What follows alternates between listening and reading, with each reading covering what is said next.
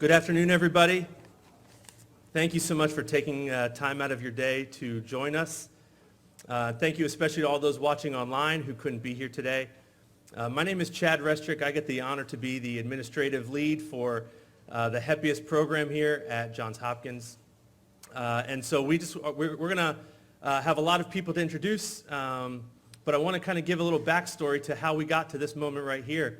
Back in 2018, the Whiting School of Engineering launched an event to try to bridge program managers from DARPA to our faculty here at Hopkins. The idea was that we had such cutting-edge research that the folks at DARPA needed to know about it.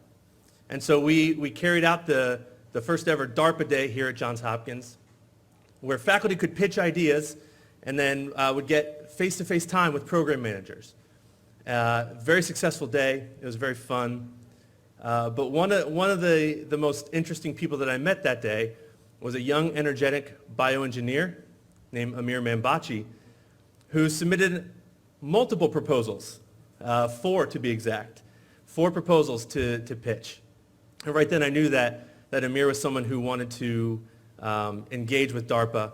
And so just as fate would have it, one of the programs or ideas that he pitched was teaming up with a renowned neurosurgeon at Johns Hopkins to create a device that would help spinal cord injury patients.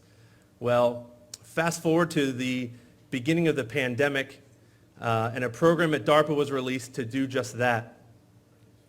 And through a very competitive process, Amir and Dr. Theodore were awarded a $13 million program from DARPA to do just that, to create a device that would help spinal cord injury patients. It was a tremendous accomplishment, which then the pandemic hit. And so we began the process of launching a program with crazy milestones and deliverable schedules in the middle of a pandemic. And where you're standing today is really the fruit of a lot of hard work, planning and dedication and support from not only from the Department of Defense, but also all of you from Johns Hopkins. And so we are very honored that you're all here today. So thank you very much.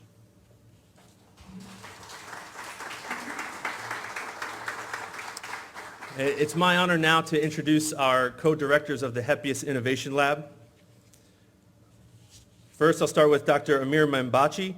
He's an assistant professor of neurosurgery, biomedical engineering, mechanical engineering, electrical and computer engineering at Johns Hopkins University. He is the engineering co-PI on our award from the Department of Defense and responsible for the assembly of a world-class team of pioneers, including 60 individuals from clinic, academia, and industry. He is the co-director of the HEPIUS Innovation Lab at Johns Hopkins Medicine, focusing on the next generation of wearables and implantable medical ultrasound devices for spinal cord injury patients. His research interests include applications of sound and ultrasound to various neurosurgical procedures. These applications include imaging the spine, the brain, and the detection of foreign body objects, remote ablation of brain tumors, monitoring of blood flow and tissue perfusion, as well as the upcoming interesting applications such as neuromodulation and drug delivery. His doctoral work embodies the development of ultrasound-guided spine surgery.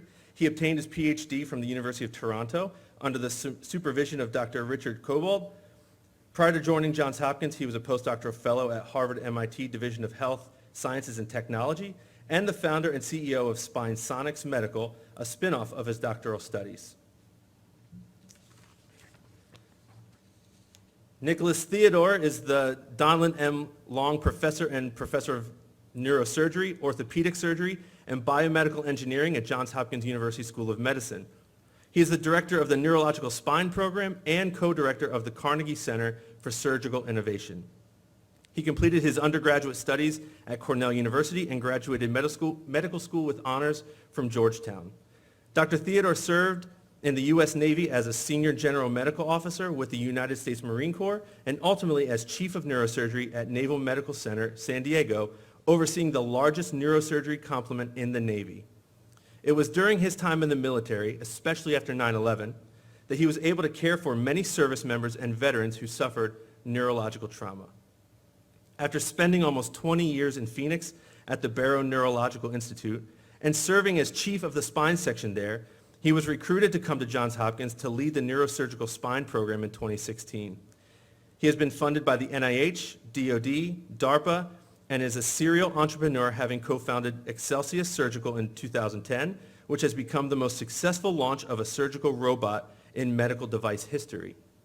Dr. Theodore is active in injury prevention and has been involved with Think First for many years. In 2018, he was appointed chairman of the National Football League's Head, Neck, and Spine Committee. He is a dedicated surgeon, husband, and the father of 2 college-age varsity rowers. Would you welcome Dr. Nicholas Theodore?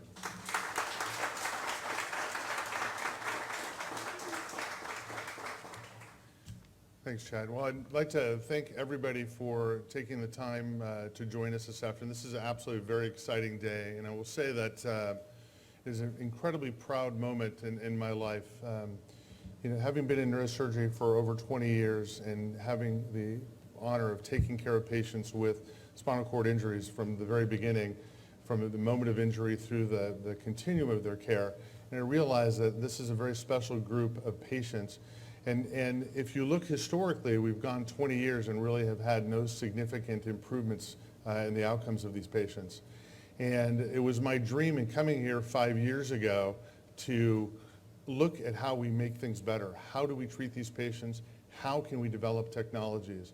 And interestingly, in my history, I've always been, wedded to engineers, and I've always considered myself an armchair engineer. And somebody asked me, what was your degree in engineering? I said, I was a political science major at Cornell. But obviously, somewhere along the line, picked up some tips and tricks. And in working with Amir, Nitish Thakor, and the rest of the team from APL and Sonic Concepts, I realized that this iterative process between engineers and clinicians is how things happen. That's how problems get solved. It's not just the engineer, and it's certainly not just the clinician. But when we get them together working on the same space, in the same room with the devices and answering questions that have never been answered before and pushing the envelope, that's how things happen. So it is with enormous pride that I welcome you all here today and welcome you. I'd like to kick off by asking our Executive Vice Dean, Landon King, to make a few remarks. This is a gentleman who really needs no introduction. He's the Executive Vice Dean at Johns Hopkins, and I will tell you, has been an incredible inspiration to our team. If you think about real estate, and people think about where are the most expensive places in the United States, you think about the Silicon Valley, you think about Manhattan, but also you have to think about Baltimore, and you most specifically have to think about the campus of Johns Hopkins, because I will tell you that I just moved my son into his apartment in Manhattan, which is a hell of a lot easier than finding space at Johns Hopkins. And the reality is, without somebody like Landon King, who's obviously shares our vision and shares the promise of making things better for our patients, this space wouldn't be possible. Single-handedly help us put together the plan and find this space, get this space in warp speed. I don't think a lab has ever been retrofitted as quickly. And if you see the pictures of what this looked like, you'll realize that. But it is with great appreciation that I welcome Dean King to make a few remarks and thank him very much in person for all that he's done for us. Thanks.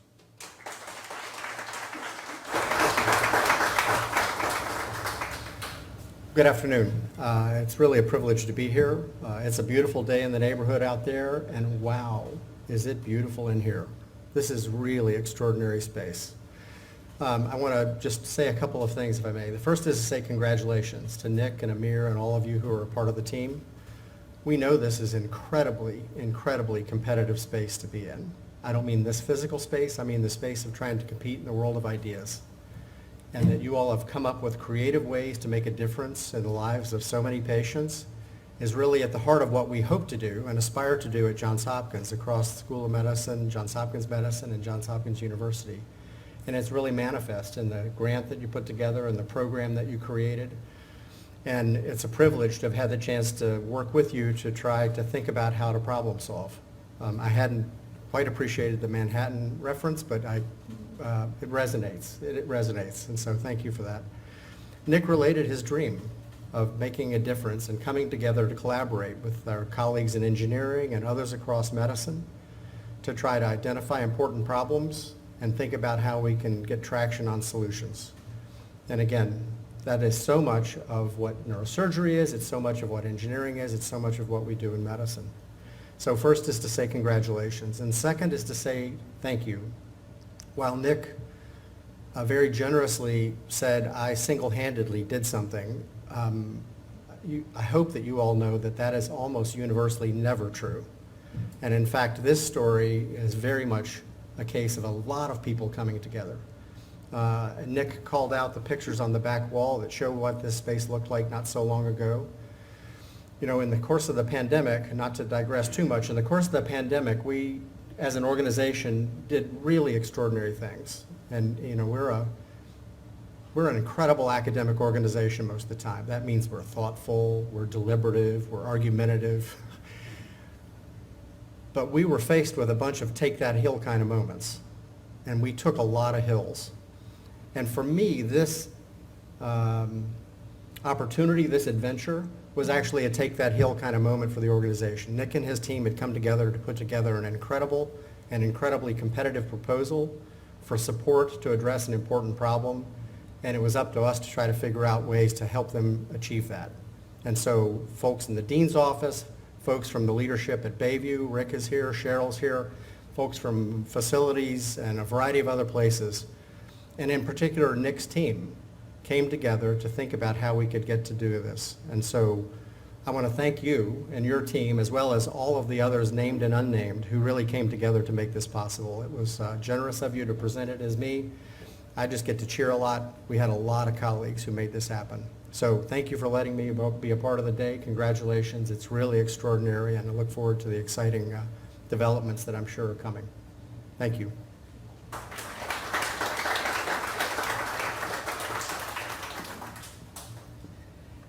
Thank you, Dr. King. So, hello everyone, welcome. I'm usually not good with the public speeches, so I'm gonna go with the text I prepared for today. So when I was about 18 years old, as an 18-year-old undergraduate student at the University of Toronto, I was invited to join Ali Khadim Hosseini's lab at Harvard MIT Division of Health Sciences and Technology, HST, for a summer internship. This was when Ali was transitioning from Bob Langer's lab, his alma mater, to start his own lab in Boston. And I became one of his very first undergraduate students. This summer was a long summer. You know, we got a lot done. There was a lot of all-nighters. It was a lot of hard work, but it was worth it. That year became a defining moment for me. It was then when I was exposed to the world of biomedical engineering. I was mesmerized as an 18-year-old about how this prolific MIT bioengineer called Bob Langer has teamed up with the Johns Hopkins neurosurgeon-in-chief Henry Brem to bring into life drug delivery inventions for brain tumors. Hearing this as an 18-year-old, since then I started daydreaming about how I hope one day I can follow their footsteps. Little I knew that after a decade and a half later, life would bring me back to Johns Hopkins to work under the leadership of Dr. Henry Brem, and to work with an amazing mentor, friend, and partner, Dr. Nicholas Theodore. Working alongside Nick, I got the chance to learn many things about not only science, but also about professional world. Specifically, I've always been amazed at how excellent of a listener he is. So Nick even hears the stuff you haven't even said yet. So it makes me wonder whether he has an invention or a secret weapon that you need to share with us. We would love to hear that. So thank you for all of that. Nick and I joined Hopkins around the same time. It was May 2016. When Nick presented to me his idea for an implantable ultrasound or implantable sensor on the spinal cord, you know, I thought, oh, you want to see blood flow, so absolutely ultrasound can do that. Well, I was naive. I haven't shared that with you yet because it was like blood flow, sure. What I didn't realize, maybe I should have been a better listener, was that he was talking about small microvasculature. So this is the size of a spinal cord, the pinky finger. So we're talking about 100 micron microflow. So he was thinking about slow flow in small microvasculature. And I was naive not to know that, so I accepted to work on that. Such an ambitious yet exciting project. So when Nick presented the idea to me, I was all ready to make the best out of the opportunity. We worked over the last 4 or 5 years applying to grants and facing 30 plus rejections, as George Coles there can attest to that. It wasn't all romantic to face all those challenges. I had to face hearing no a lot, but it was all worth it. I kept wondering how life has handed me such an opportunity, but I can't quite make it happen even after all those rejections and the backing of such amazing people. Sometimes in life, you need tough love. You do need that. And sometimes you need a mentor who suggests a 2-millimeter shift. So that is when I met Dr. Jeffrey Link during his grand round speech a few years ago, I would say probably about 3 years ago. And since then, he opened our eyes to the outside-the-box opportunities. While I was busy ruminating about the results of my NIH grants and how the reviewers have mentioned the word ambitious and naive 17 times only in one grant, Dr. Link directed our attention, both me and Nick, to think about other opportunities, DoD, DARPA, SPIRs, STTRs.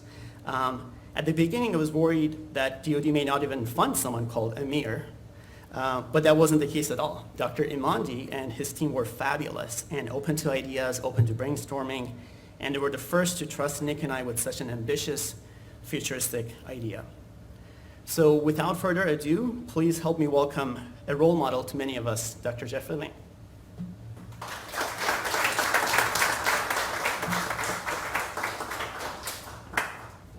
I have to tell you, I did not expect to have to make a comment, but I will tell you that this is a remarkable achievement, what you've created here, and it's really a beginning. I mean, this is Hopkins, and Hopkins is the best, and we all know that. And task at hand is a daunting one. Let's be clear here. The NIH and NSF and DoD have been funding it for years, and it's time for some fresh ideas and fresh blood. I'm really glad that my good friend Al Mundi, both of us are DARPA people, and it was Al who actually conceived this approach to carry on the neurotech, neuro-BMI work, the neurospinal cord work to its next level. And that's what it's going to take. You know, it's going to take some brilliant people like Nick, Amir, Dr. Brem, Nidish, a few of the other of our friends in this audience to really come together and actually take this challenge on and solve it. This is not about publishing papers. This is not about doing science, doing good science. If you don't do good science in Alamai's world, you should go to jail, right? Because that means you're stealing from the American people. You should be doing work that's going to solve clinical problems people that Nick and Dr. Brem take care of every single day, and that I am this week. So the idea that in the end, we keep our eye on the patient. The driving force here is the patient. For Al and me, it's the young service member who's serving downrange. I served in Afghanistan. I served in Iraq. Al supported it throughout his entire magnificent career in the Department of Defense, first with the Air Force, then with the Navy. But all of you are doing that. In helping us take care of our service members, you're going to take care of your patients. Because at the end of the day, this beautiful lab is nothing more than a science fair project until we can get it in the hands of Dr. Brem and Dr. Theodore to actually save somebody's life. Thank you.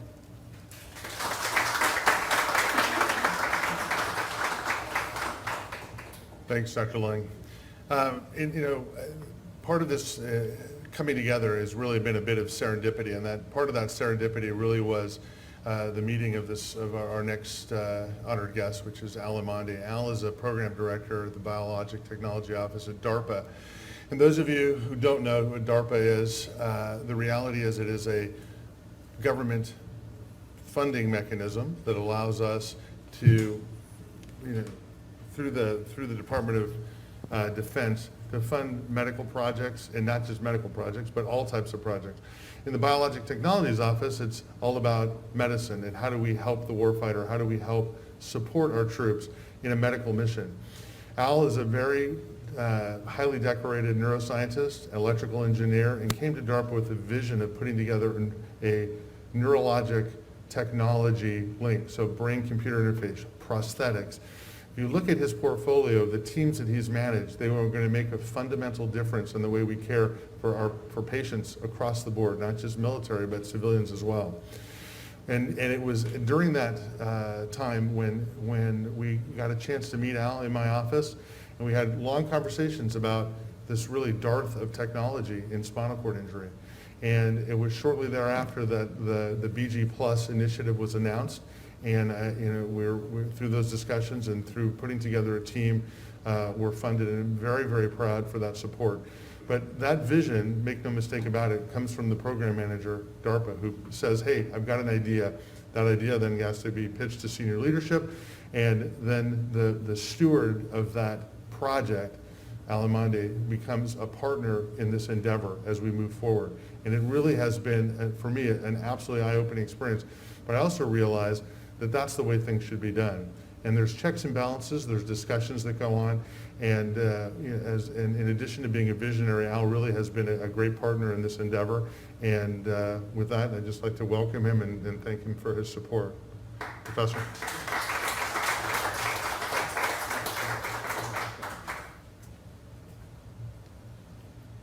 Thanks, Nick. So I think, we've all seen the devastating effects of spinal cord injury, right? And the military is not accepted in that. Right now, I think we believe there's something on the order of about 44,000 veterans living with spinal cord injury. When spinal cord injury happens in the military, it tends to be a little bit worse than what happens in general public. Usually the ASA scores are at least 1 or 2 levels worse. Sometimes those spinal injuries are actually due to shrapnel, things actually hitting the spinal cord and literally severing it in half. So when we were trying to figure out did it make sense to create a spinal cord injury program in DARPA when the research has been ongoing for years, the question was without any hesitation, yes. But we wanted to do things a little bit different, right, in the DARPA way. So what is it that we were after? A lot of times you think about spinal cord injury, it's the recovery of function that you've lost, right? So that is part of the program. The program actually that we're funding this lab under is, or the folks in the lab under, is the BG Plus program, which is called Bridging the Gap Plus. And the reason why the plus is there is because it's more about not just developing devices, but it's about developing the teams. These multidisciplinary teams, these cross-organizational teams that you don't typically see in some of these research efforts. And so the other part of the plus that's there is, normally spinal cord injury efforts, recovery of function, recovery of bowel, recovery of bladder, walking, right, sexual function, which is all part of the BG program. But the plus piece of it is, what about the acute and subacute phases, right? What happens at the time of injury to about 2 weeks later? That's a critical window. And if you can do anything during that critical window, those first 2 weeks, the outcome will be so much better. So what's possible? And so that's what we're really looking at here. And that is, what types of devices, what types of clinical tools can we create that'll provide new capability that we don't have currently. And so, the music and the ACMD device, which is being developed here at Johns Hopkins, is looking at, one, can we take ultrasound and actually, as Amir was talking about earlier, use it as an imaging tool to actually tell how much microvascularization is actually happening at the penumbral zone. And is anything that's happening clinically, during the clinical treatment, is it affecting this at all? And if not, why not? And can you get information back from these devices that will inform the clinical team on what to do during this 2-week period when things are so critical? At the same time, the ACMD device is about monitoring the cerebral spinal fluid. What's coming out of the spinal fluid? What are the biomarkers that are there? What are the temperatures? Things that will give you an indication as to what's happening at the penumbral zone, and that we're not flying blind, as Nick would say to me before. So that's really what it's about, right? It's trying to come up with these devices in lightning speed and bring them to the table. One of the things that's critical on the program, and particularly with this team, is I didn't want to be in a situation where we had engineers and scientists working on great ideas, but the clinical team had no idea why you're developing this, or how am I ever going to use this on the operating table. And so having folks like Nick on the program, making sure that we're guided clinically as we're developing these new types of technologies, make sure that what we're developing is going to hopefully transition in a very short period of time. We're hoping to be in human on this program within 5 years. And that is lightning speed. But that's what's expected, right? That is a DARPA program, that is DARPA hard, and that's what I expect from the team here.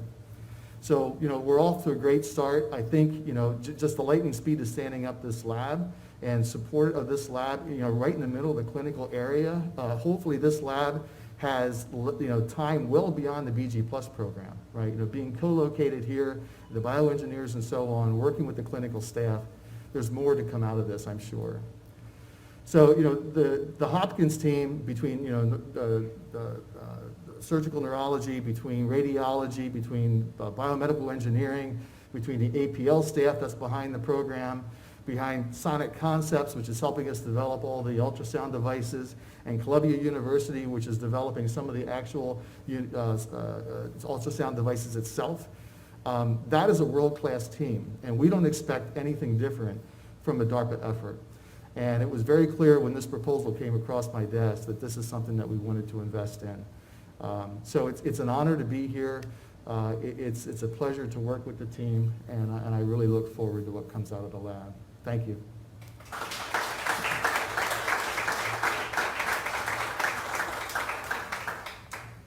Thank you very much, Al, for those comments. It is now my distinct pleasure to introduce my father figure in neurosurgery, Professor Henry Brem. Henry is the chairman of neurosurgery here at Johns Hopkins, and I can recall very fondly about 6 years ago when we were having discussions about me leaving my very comfortable life in Phoenix and moving to Baltimore. And, he said, "Do you want to do big things?" And I said, "Well, yeah." And he goes, "Do you want to do great things?" And I said, "Well, yeah, who doesn't?" He goes, "Well, then you need to be at Hopkins." And the reality is that he has delivered on that promise time and time again, and really can find nobody in organized neurosurgery that's more supportive of his faculty than Professor Brem, and really has inspired me and facilitated me, I think, reaching the heights that we've reached today and going forward. But that comes with support, because you're coming from a system where I wasn't at a large academic medical center. I never had a dean. I never had, administrators. I never had all this stuff coming around. Navigating that's been a little bit difficult, but Henry does it with such absolute grace and is unflappable in that regard, and really has been an inspiration to me as a neurosurgeon and as a leader. And I think that to him I owe a significant amount of gratitude and debt in helping us with this project as we move forward. And with that, I'd like to introduce my good friend and chairman, Henry Brem.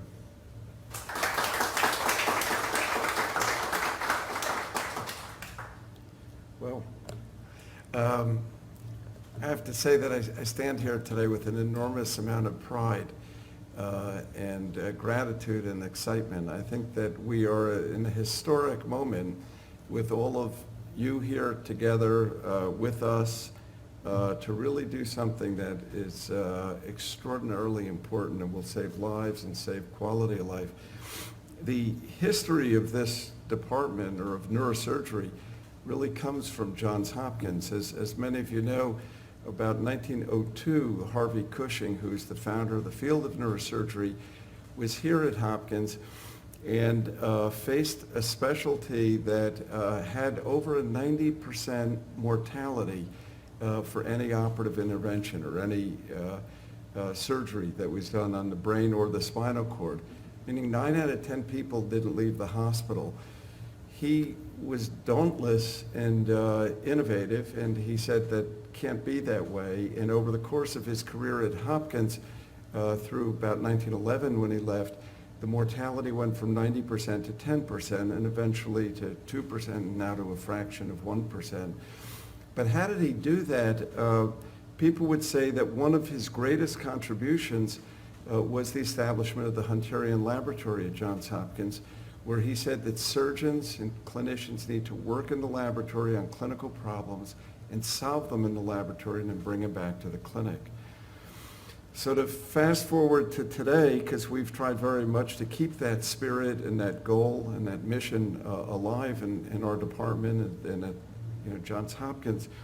About 5 years ago, I faced a serious problem that the chief of our spine division, who was very innovative and did great things for us, left to become chairman of neurosurgery at Brown.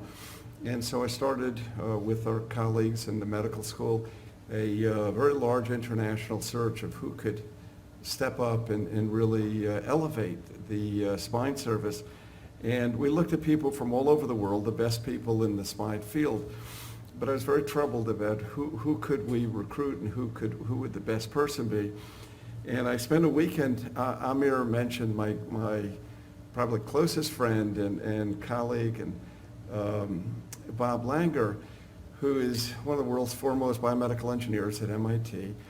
And we were away the weekend together, and he said, sort of, what's troubling you, Henry? And I said, I'm really torn about how do I rebuild and build up the spine program at Hopkins.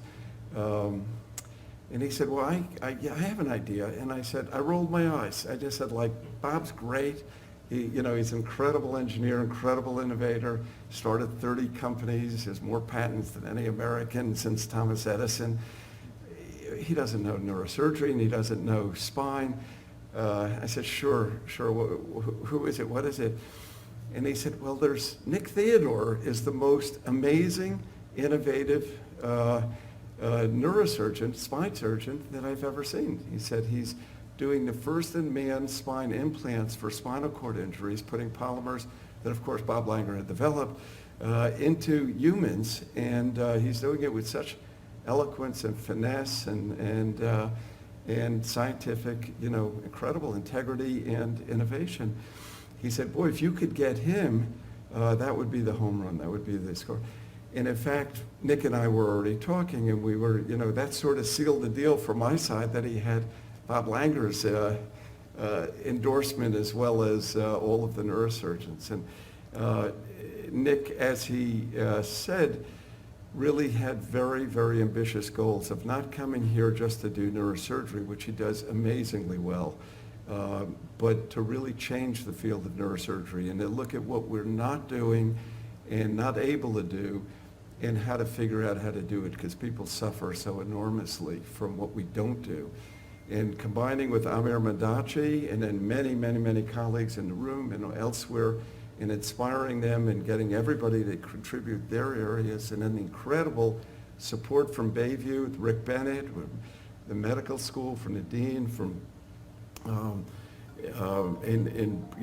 entire support on all fronts, and then really pulling together the best people at DARPA and cross specialties, which is always how we advance, to solve a major clinical problem. And I think we're going to do it. I think it's in the hands of the right people, and this is the first step to doing it, is having the right resources to make it a reality. So to me, it's the greatest sense of pride. It is a continuation of our history in the neurosurgery at Johns Hopkins to do this and to accomplish what's never been done before. So thank you, Nick, and thank you all of you for the opportunity.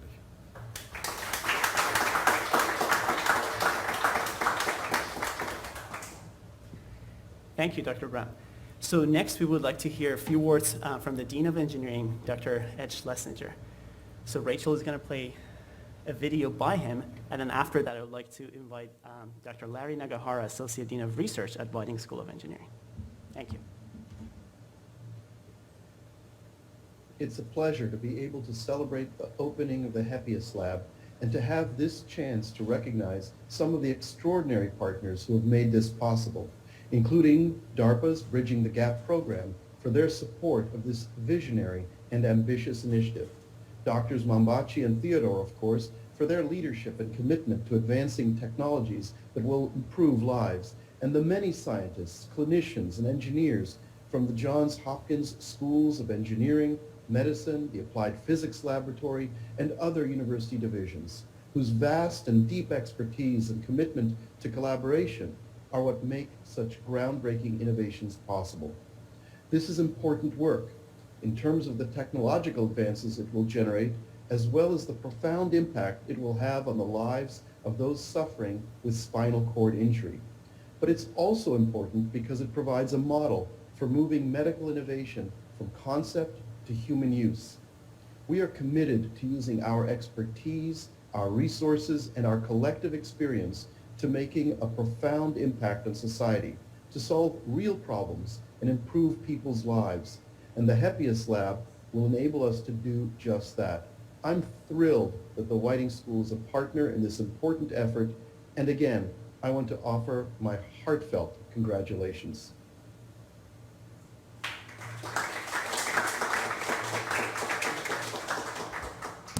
Yeah, I want to say that Ed Schlesinger really wanted to be here, but unfortunately his time commitment couldn't do that. But what I want to describe here is if you look at this room here, I can imagine there's a portion of the room that understands this side of the room, and there's another portion of people here who understand that side, and then there's a small percentage that understands both. And I would think that within the next few years, because of the gracious thing of the sponsors from DARPA allowing this to happen, that we'll have much more people understanding both. And not just understanding what both sides look like, but really creating devices that are going to be revolutionary. One such example, for example, is Nish Thakor, who can understand both sides, who've done both of these things, is a clear example of what the future of what medicine and engineering can do together. And so this opportunity that we see here, where we take two concepts such as sound and taking one part of the human anatomy, spine, and working them together and see what happens when you combine clinicians with engineers together, what can be possible. And so I think over the next few years, what you'll see coming out of this lab, out of this program, will be something that's really astounding that we all could be proud of. And so with that, I want to thank everyone on behalf of the School of Engineering, and I want to introduce our next speaker, which is Sherry Lewis from the Applied Physics Laboratory, an equal partner both with the School of Medicine and also with the School of Engineering. So, Sherry.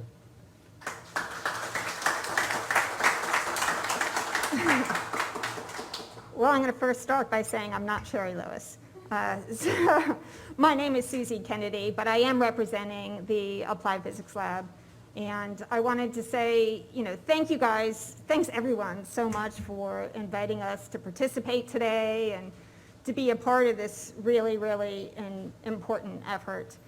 We're really proud to be a member of this team. As I look around at this facility and hear all the words that people have spoken about the members of this team, it really is something to be truly, truly, truly proud of. And when I was asked to say a few words today, I went to the team and I said, okay, what about this team should I talk about? And clearly they're excellent clinicians, and clearly they're superior engineers with great facilities. But the one thing that really, really stood out was how this team has come together to really be a team.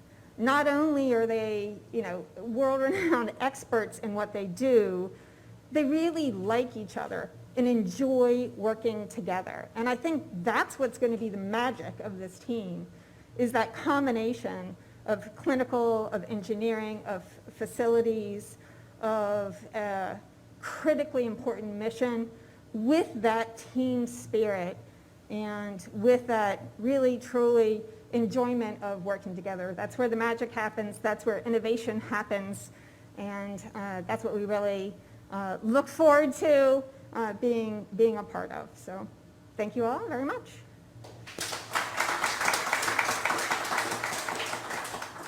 Thank you very much. So now by video, it's my pleasure to introduce Redonda Miller, who's the president of Johns Hopkins Hospital. This project really spans two campuses, and downtown at the main campus is where our animal work is done. We've got our animal lab, Nish Thakor's lab, where our basic science is done there, and really the more clinical translational work with ultrasound is done here. So I'd like to welcome Redonda and thank her for being here virtually to give us a few remarks.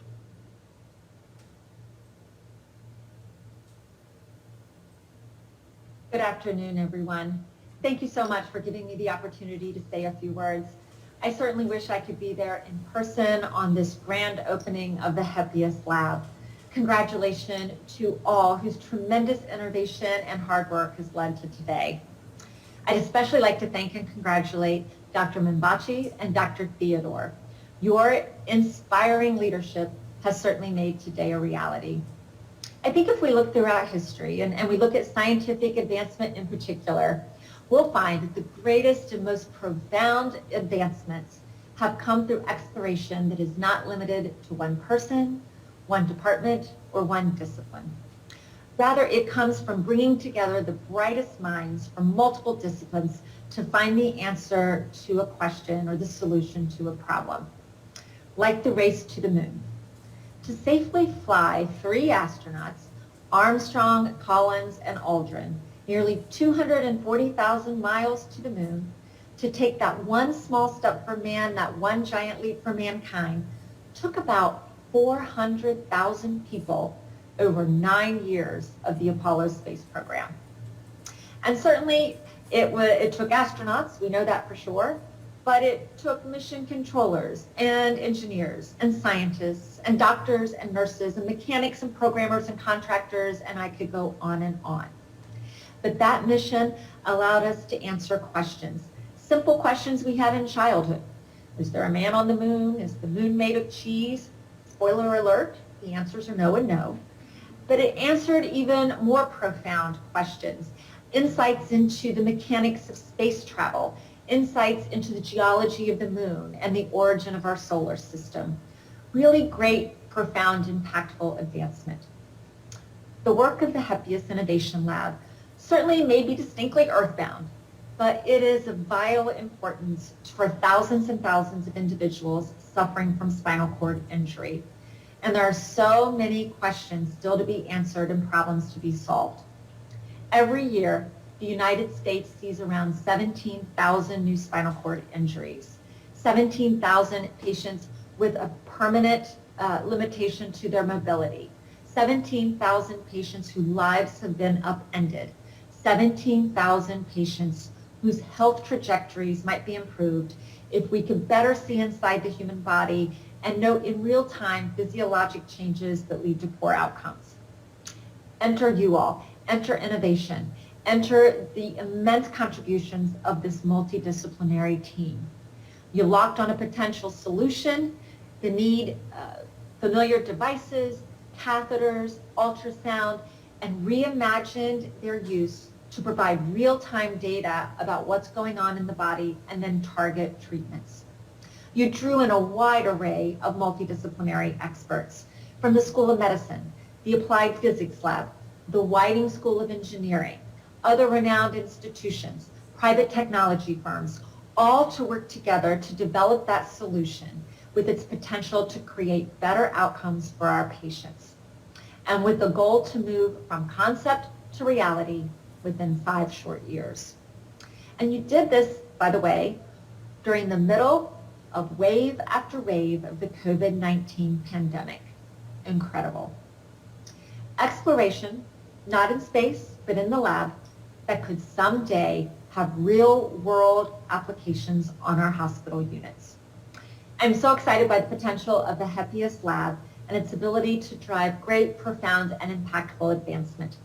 On behalf of our patients and families, thank you all for your foresight and your commitment to moving healthcare forward.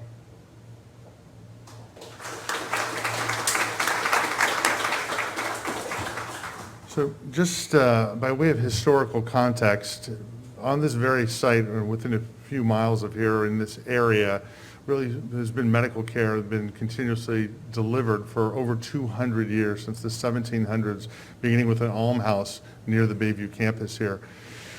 Bayview campus then became the Baltimore City Hospitals and really has a very rich history in trauma.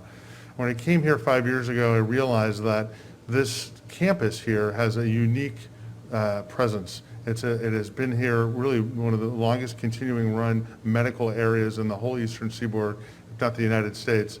And the fact of the matter is that the campus at Bayview, from a trauma perspective, from a patient care perspective, has really become near and dear to my heart.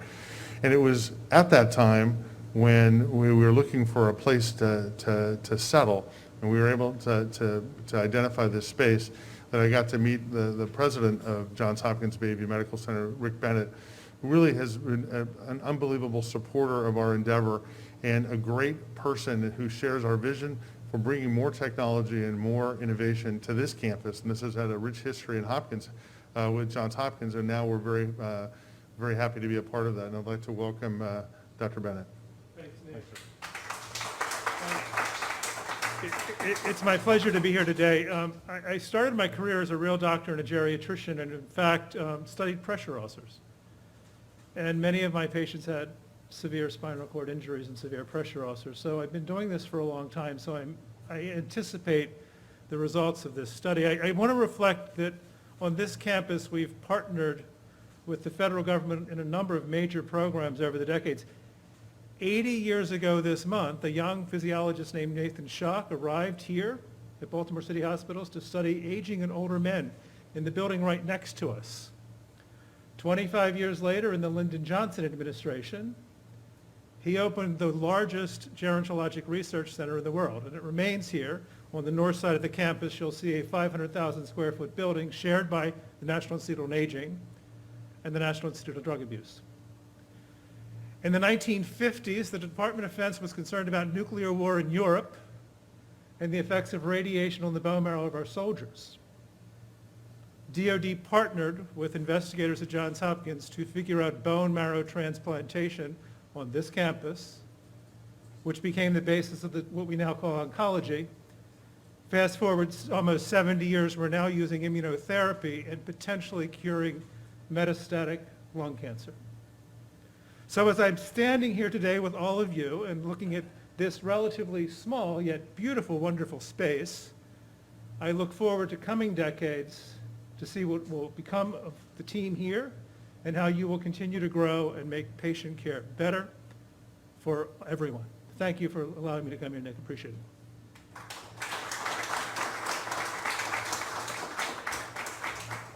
Thank you, Dr. Bennett. So as you see, we're all about the marriage of sound and the spine. We have this constant dance between the clinical world and the engineering world. So again, transitioning from the clinical world to engineering world, speaking of which, we would like to play a video from the Focus Ultrasound Foundation by Suzanne LeBlanc.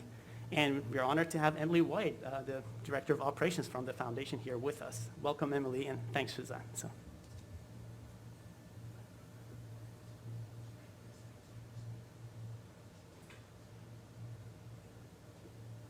Good afternoon. I would like to thank you for providing the Focused Ultrasound Foundation with the opportunity to help celebrate with you at the HEPIUS Lab grand opening.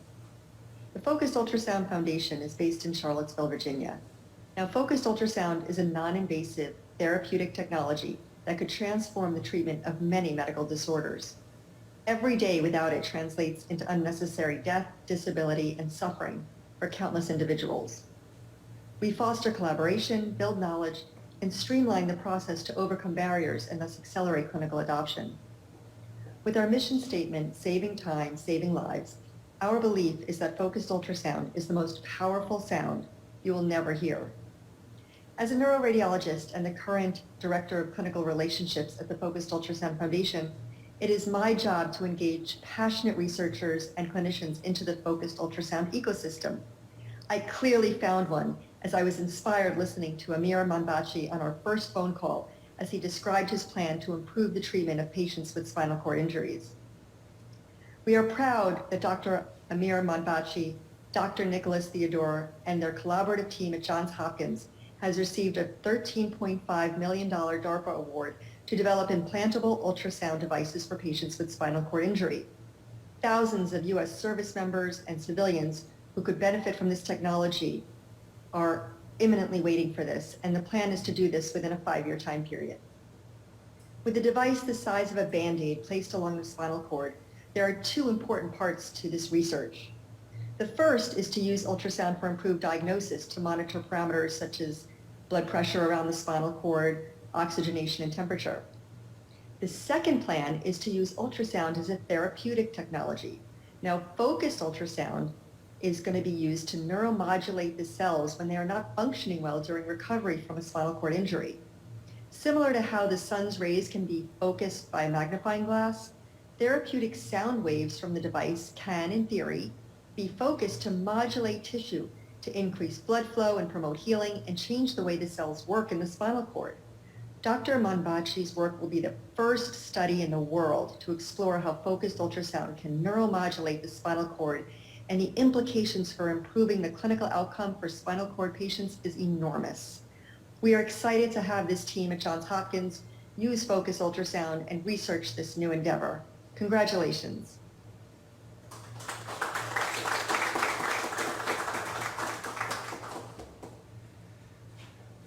So last but not least, Nick and I would like to invite a good friend and colleague, Carl Morrison, the president of Sonic Concept, accompanied by Teresa Jacoby. Please. So, my quick introduction, Sonic Concepts is our partner in really developing and helping us perfect what is going to be manufactured at some point, these ultrasound devices. And if you think about the ultrasound that you see when you go to the doctor, a big bulky device, we're talking about miniaturizing this, and really with their help and expertise, it's, again, part of this collaborative spirit that brings everything together. So it is with that that I'd like to invite Kyle and answer.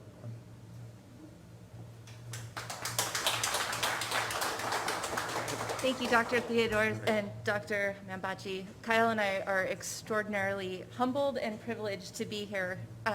Dr. Mambachi approached us about 3 or 4 years ago in Chicago when we were launching our NeuroFest system, which is in this lab actually, and brought up the idea of working on this team to submit this grant with DARPA, to which we said, absolutely, that's amazing. We go to work every day, and our goal every day is to make this world a better place, however we can, and through therapeutic ultrasound. This personal note for this is my brother has served multiple tours in Iraq and several tours in Afghanistan and is still currently serving.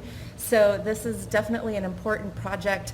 I know firsthand the importance of soldiers being treated with world-class care in the battlefield. So we are very excited to be part of this project. Thank you so very much. And yeah, I'd like to say, you know, I've been working with Amir since 2015, and I made the mistake of telling him we can do anything related to ultrasound.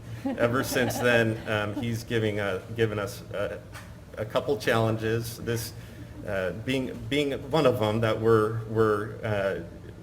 grabbing by the horns, and it's really nice to work with Nick and Amir. It's sometimes there's a disconnect with surgeons. This is a very good relationship, very practical. We play off of each other. We have heated discussions, and it always comes to resolve in a better looking device. So it's been very fun working with you, and I look forward to the future. Thank you.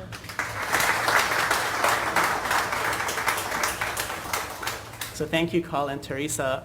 So last but not least, so Nick and I would like to thank the people who are actually doing the work. We can talk about a concept to death, but actually what drives the innovation forward are the engines of the innovation, which are the people in the lab.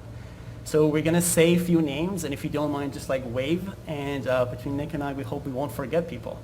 So I'd like to start with Richard Mejia, our lab manager.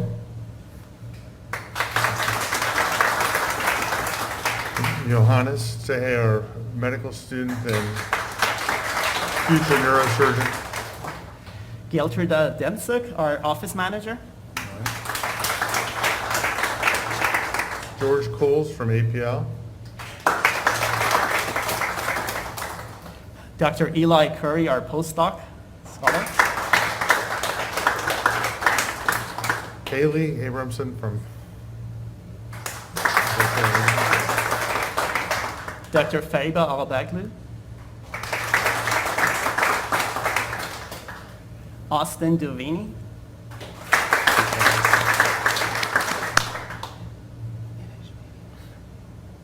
Professor Nitish Thakor. And all of his lab. Sherry Lewis, APL. Jeff Coulter.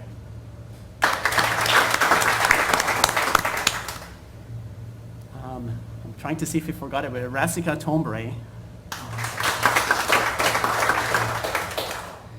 Pravarakia, can't pronounce your last name. And Griffin Mess. Max Krensky.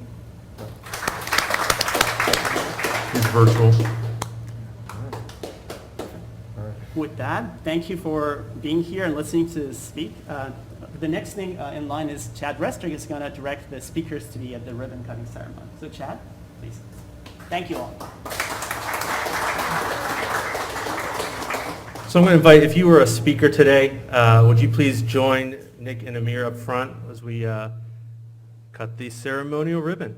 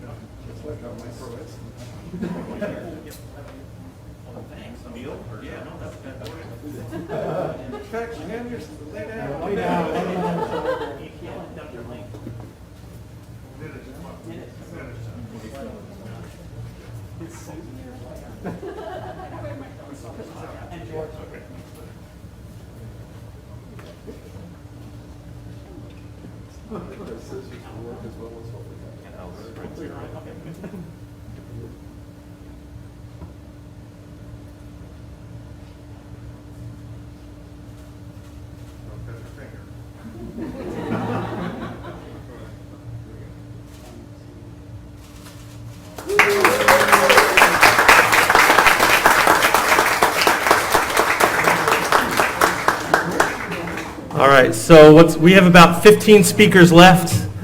I'm just kidding. That's enough speakers for today. So what we're going to do now, the lab is officially open. And what we'd love for you to do is walk around, talk to the students. They have some really interesting stuff to show you. Take a look around the entire space. And if you want an official tour, Dr. Mambachi would be glad to walk you around.